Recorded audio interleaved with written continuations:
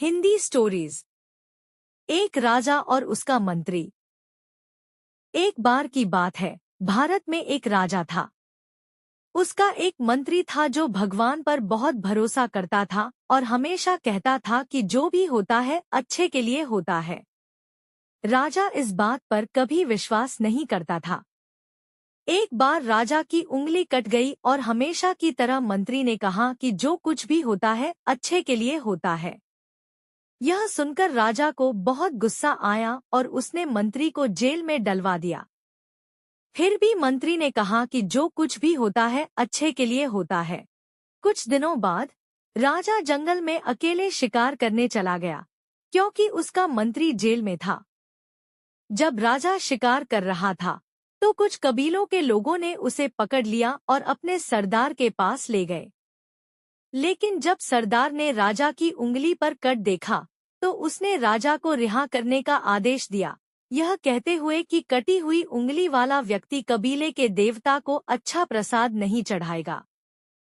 राजा को खुशी हुई कि वह मौत से बाल बाल बच गया और वह अपने बुद्धिमान मंत्री की बात याद करके अपने राज्य लौट आया कि उंगली कट जाना भी भलाई के लिए है।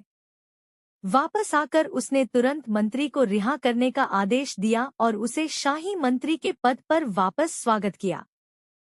राजा ने मंत्री से कहा, अब मैं मानता हूँ कि सब कुछ हमारे भले के लिए होता है, क्योंकि कटी हुई उंगली के कारण मेरी जान बच गई। लेकिन तुम्हारा क्या? तुम यह कैसे समझा सकते हो कि यह तुम्हारे लिए अच्छा था?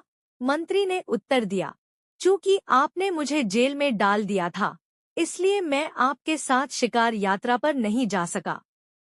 यदि मैं आपके साथ होता, तो आदिवासी लोग मुझे अपने साथ ले जाते और निश्चित रूप से मुझे अपने देवता के लिए बलि चढ़ा देते, क्योंकि मेरी एक भी उंगली कटी नहीं है। राजा मंत्री के उत्तर से प्रसन्न हुआ और तब से अपने विषयों के लिए कोई भी निर्णय लेते समय हमेशा बुद्धिमान मंत्री से परामर्श करता था। शिक्षा। यह सत्य समझने के लिए कि सब कुछ भगवान की इच्छा के अनुसार होता है, मंत्री जैसी महान आस्था की आवश्यकता है।